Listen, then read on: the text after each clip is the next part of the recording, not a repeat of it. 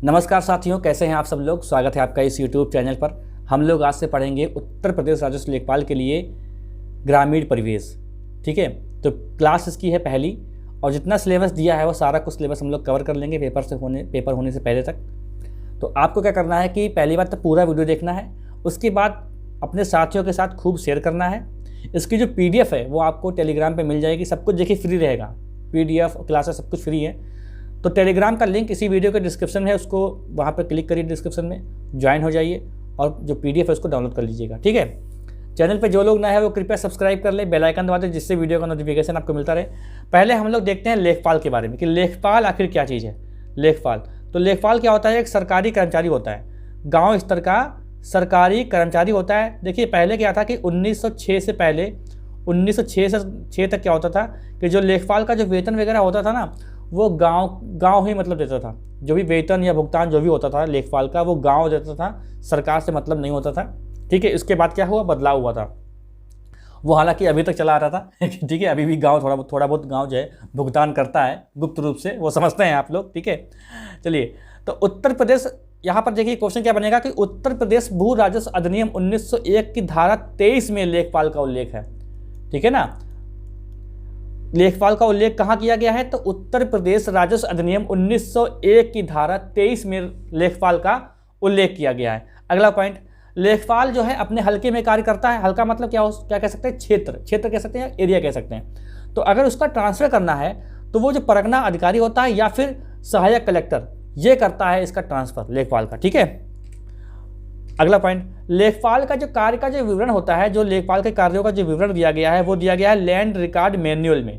तो land record manual में जो है लेखपाल के कार्यों का विवरण दिया गया है। ठीक है, अगला पॉइंट देखिए।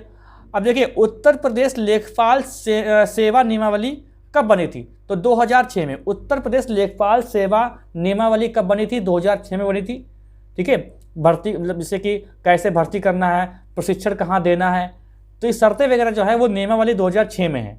ठीक है, अगला पॉइंट देखिए, लेखपाल जो है अपने हलके के गांव या गांवों, देखिए एक हलका में एक या दो, लेखपाल के पास एक या दो तक गांव होते हैं, उन्हीं को हलका बोलता है। ठीक है, हलके के अंतर्गत एक या दो गांव आते हैं।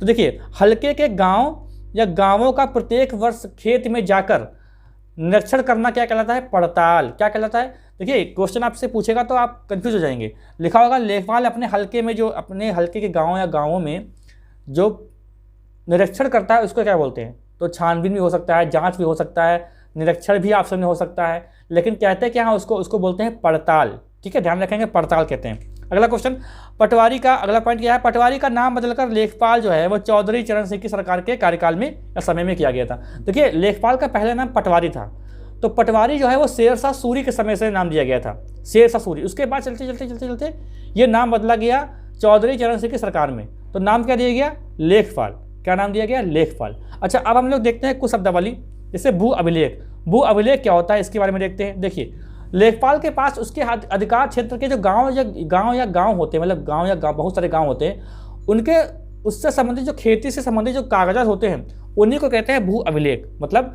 जैसे लेखपाल है तो लेखपाल के अंदर में एक या दो गांव हैं, तो वहाँ पर जो खेत है ना, वहाँ पर जो खेत हैं, तो जो खेत हैं उनसे संबंधित जो कागजात होते हैं वही होते हैं भू अभिलेख। ठीक है, देखिए अच्छा और समझ लो, भू अभिलेख मतलब देखो ऐसा होता है कि भू अभिलेख जो होता है कागज, जो लेखपाल के पास कागज होते हैं उसमें क्या होता है, जैसे गाँव का नाम, खेत का नाम, ठीक है, और जो उस पर फसल उगाई जाने वाली है उनके सबके बारे में संबंधित जानकारी होती है। और अगर किसान को अगर ये सब जानकारी चाहिए होती है तो एक सरकारी शुल्क होता है, वो देना पड़ता है लेखपाल को।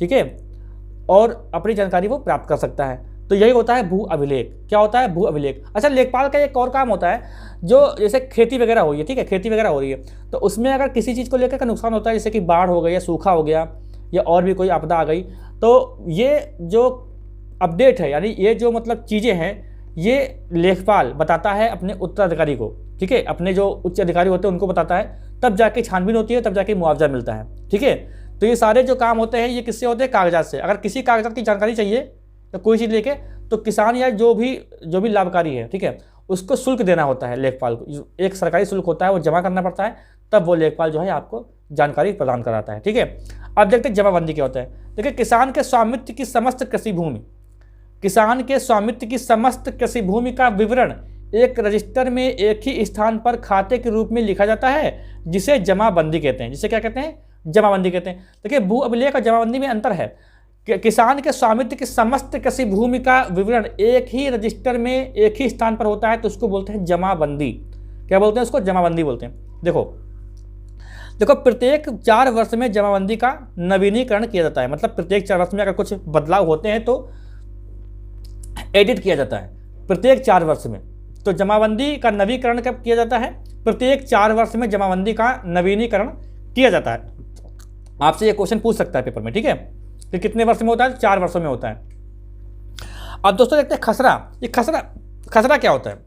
देखो, गांव के नक्शे में प्रत्येक खेत के लिए एक क्रमांक होता है, क्रमांक, और इसी क्रमांक को बोलते हैं खसरा। देखो, ये जो गांव का नक्शा होता है, गांव के नक्शे में क्या क्या होता है? गांव हो गया, खेत हो गए, सब्जी मंडी जहाँ पर बाजार वगैरह लगती है वो हो गए, तालाब हो गए, कुआं हो गए, सब गांव के नक्शे में होता है। तो गांव के नक्शे में जो खेत होता है ना, खेत, और प्रत्येक खेत के लिए क्रमांक होता है, तो वही क्रमांक होता है खसरा। खसरा बीमारी मत समझिएगा, खसरा होता है वो, ठीक है। देखो, और खसरा एक कानूनी दस्तावेज है, ठीक है, जिसमें किसी गांव के जमीन के टुकड़े और उस पर उगाई जा रही फसलों का विवरण होता है कि कौन कौन सी फसलें उगाई जा रही हैं, ठीक है। देखो, खसरे में कुल कितने खाने होते हैं? 22 खाने होते हैं। खसरे में कुल कितने खाने होते हैं? 22 खाने होते हैं। ये क्वेश्चन पिछली बार भी आया था, अब की बार भी आएगा क्वेश्चन, ये तो आना ही आना है। तो खसरे में कुल कितनी खाने होती हैं? 22 खाने होती हैं। कितनी? 22 खाने होती हैं। अच्छा, खतौनी क्या होता है? तो उत्तर प्रदेश भू राजस्व अधिनियम की धारा 33 में वर्णित वार्षिक रजिस्टर को खतौनी के नाम से जाना जाता है। उत्तर प्रदेश भू राजस्व अधिनियम की धारा 33 में वर्णित वार्षिक रजिस्टर को ही खतौनी कहा जाता है, ठीक है। और खतौनी में कुल कितनी खाने होती हैं? खतौनी में कुल 13 खाने होती है। कितनी होती हैं? 13 खाने। तो खतौनी और खसरा में खानों की संख्या याद रखेंगे तो अच्छा रहेगा, क्योंकि फिर क्या हो जाएगा कि आप मिस्टेक कर देंगे, कहीं इधर उधर हो के खिचड़ी बन गई तो गड़बड़ हो जाएगा सब, ठीक है। देखो, दाखिला खारिज क्या होता है? दाखिला खारिज ऐसा होता है कि देखो, जब कभी भी भूमि के कब्जे में परिवर्तन होता है तो इसके अंतर्गत खतौनी में जोतदार के नाम को परिवर्तित किया जाता है। तो यही बोला, इसको ही बोलते हैं दाखिला खारिज। जब कभी भूमि के कब्जे में जो परिवर्तन होता है और इसके अंतर्गत जो खतौनी है, जो बताया मैंने कि जो वार्षिक रजिस्टर होता है वही खतौनी होता है। खतौनी में जोतदार का नाम परिवर्तित किया जाना ही क्या कहलाता है? दाखिला खारिज कहलाता है, ठीक है। दाखिला खारिज कहलाता है। अब बात करते हैं जरीब की। जरीब क्या होता है? जरीब, देखो, ऐसा होता है कि यह किसी भी भूभाग के सर्वेक्षण के लिए बहुत ही आवश्यक एक मापन यंत्र होता है, मतलब खेत वगैरह नापने के लिए आप कह सकते हैं, ठीक है। तो यह किसी भी भूभाग के सर्वेक्षण के लिए, भूमापन के लिए आवश्यक यंत्र होता है जरीब, ठीक है। देखो कैसे नपाई जुपाई जो होती है उसके लिए ये आवश्यक एक इसको यंत्र मानते हैं जरीब। इससे क्वेश्चन पेपर में 100% बनेगा जरीब। तो इसमें कुछ पॉइंट ये है कि छल्ला क्या होता है? छल्ला, देखिए, छल्ला क्या होता है कि जरीब की जो कड़ियाँ होती है, कड़ियाँ, उनको जोड़ने का काम छल्ला करता है, और साथ ही साथ जरीब की लंबाई को बढ़ाने और घटाने का भी छल्ला काम करता है। आपसे क्वेश्चन बनेगा कि छल्ला का काम क्या होता है? तो जरीब की लंबाई को बढ़ाने और घटाने का काम करता है छल्ला, और जो जरीब की जो कड़ियाँ होती हैं उनको जोड़ने का काम करता है ये छल्ला, ठीक है, जिगर का छल्ला। जरीब में इसके कुल नाप के 10वें अंश के बराबर की नाप का एक गट्ठा लगा होता है। तो जरीब में पहली बार क्वेश्चन ये बनेगा कि जरीब में जो गट्ठा लगा होता है वो बना किसका होता है? तो बना होता है बांस का, ठीक है। तो जरीब में इसके कुल नाप के 10वें अंश के बराबर की नाप का एक गट्ठा लगा होता है, ठीक है, जो छोटी लंबाई को नापने के काम आता है। तो पहली बात, गट्ठा किसका बना होता है? गट्ठा बना होता है बांस का। ये क्वेश्चन याद रखिएगा, जरीब में जो गट्ठा लगा होता है वो किसका बना होता है? बांस का बना होता है, जो छोटी लंबाई मापने के काम आता है। मतलब जरीब में इसके कुल जो जरीब जितनी भी लंबाई है जरीब की, उसके 10वें अंश के बराबर की नाप का एक गट्ठा होता है, ठीक है, ये ध्यान रखेंगे, जो बांस का बना होता है, ठीक। देखो, जरीब के बहुत सारे प्रकार होते हैं, लेकिन जरीब में प्रकार खाली 2 ही पढ़ने हैं हम लोगों को। जरीब के प्रकारों में एक शाहजहानी जरीब और एक गंटरी जरीब, इसका प्रचलन सबसे अधिक रहा है। तो हम लोग शाहजहानी जरीब और गंटरी जरीब के बारे में पढ़ लेते हैं, तो आपका जरीब वाला चैप्टर पूरा कंप्लीट हो जाएगा। इस तरह क्वेश्चन नहीं पूछेगा पेपर में। शाहजहानी जरीब क्या होता है? देखिए, इसकी कुल लंबाई कितनी होती है? 165 फीट होती है, 165 फीट, कहाँ गया पॉइंटर, कहाँ चला गया, ये इसकी कुल लंबाई कितनी होती है 165 फीट कुल लंबाई होती है। और इस जरीब में 9.9 इंच की लंबाई के कुल 200 कड़ियाँ होती हैं। ये ध्यान रखें कि पूरी लाइन 9.9 इंच की कुल 200 कड़ियाँ होती हैं, जिससे पूरी अगर जरीब की लंबाई पूछे शाहजहानी जरीब की तो ये होती है 165 फीट। कितनी होती है दोस्तों 165 फीट होती है। इसके द्वारा जो भूमापन किया जाता है ना, उसको कुछ नाम दिया गया है, उसको नाम दिया गया है थॉक वास्ट सर्वेक्षण। ठीक है, देखिए शाहजहानी जरीब की लंबाई ज़्यादा होती है 165 मीटर होती है, तो नापते नापते थक गए तो क्या नाम डाल दिया गया उसका, थॉक वास्ट सर्वेक्षण, थॉक वास्ट सर्वेक्षण। देखो ये लाइन जो यहाँ पर देख रहे हो मैं पॉइंटर, देखो ध्यान रखो यहाँ पर पॉइंटर पर 9.9 इंच की लंबाई की 200 कड़ियाँ होती हैं। ठीक है, और टोटल कितनी लंबाई होती है 165 मीटर, 165 फीट लंबाई होती है शाहजहानी जरीब की। ठीक है, अगला देखते हैं गंटरी जरीब। देखो इसके क्या होता है, इसका आविष्कार जो है ना ब्रिटिश काल में एक ब्रिटिश अधिकारी थे गंटर, इन्होंने किया था, इसलिए इसका नाम क्या रख दिया गया, गंटर जरीब रख दिया गया।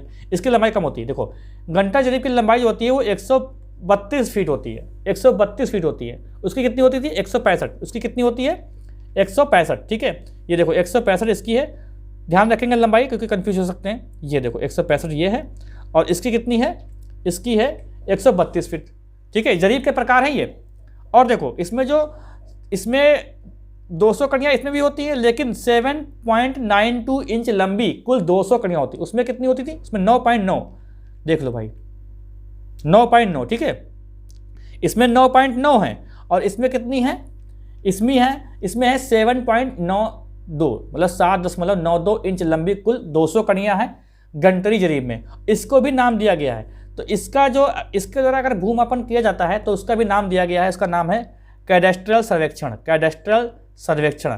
तो कैडेस्ट्रल सर्वेक्षण और थॉकवास्ट सर्वेक्षण में आपको अंतर समझ में आ गया होगा कि वो 165 फीट जरीब लंबी शाहजहानी जरीब, इसलिए उसको नापते नापते थक गया तो थॉकवास्ट हो गया। ठीक है, कन्फ्यूजन तो नहीं हो गया, कन्फ्यूजन तो नहीं होगा ना।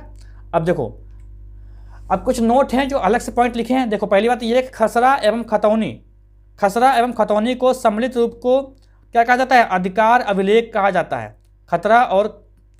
खसरा और खतौनी को सम्मिलित रूप से अधिकार अभिलेख कहा जाता है। दूसरा, कृषि वर्ष जो होता है वो 1 जुलाई से प्रारंभ होकर 30 जून तक चलता है। ठीक है, 1 जुलाई से प्रारंभ होकर 30 जून तक कृषि वर्ष चलता है। ठीक है, कृषि वर्ष चलता है, इसको फसल वर्ष भी बोलते हैं इसको। और प्रत्येक माह के प्रथम व तृतीय मंगलवार को तहसील दिवस के रूप में मनाया जाता है। प्रत्येक माह के प्रथम व तृतीय मंगलवार को तहसील दिवस मनाया जाता है। और देखिए भूलेख निरीक्षण कानूनगो, भूलेख निरीक्षण जो है वो कौन करता है, वो कानूनगो या राजस्व निरीक्षक करता है। ठीक है, उत्तर प्रदेश जोत चकबंदी अधिनियम 1953 में बना। ठीक है, ये क्वेश्चन अच्छे हैं, आ सकते पेपर में। उत्तर प्रदेश जोत चकबंदी अधिनियम 1953 में बना था। तो अब आपको क्या करना है कि एक प्यारी से कमेंट छोड़ देना है। आपको बताइए कैसा वीडियो लगा, आप बताइए, और अपने साथियों के साथ शेयर कर दें। टेलीग्राम को ज्वाइन कर लें। चैनल पर जो लोग नए हैं वो कृपया सब्सक्राइब कर लें, बेल आइकन दबा दें, जिससे वीडियो का नोटिफिकेशन आपको मिलता रहे। अब सेकंड क्लास में आपको आना है, और जो लोग इस क्लास को यहाँ तक देखे हैं बहुत बहुत धन्यवाद कि आपने पूरा वीडियो देखा। ठीक है, चलिए मिलते हैं हम लोग नेक्स्ट क्लास में। कोई अगर डाउट हो किसी चीज़ को लेकर तो आप लोग कमेंट कर सकते हैं निसंकोच होकर।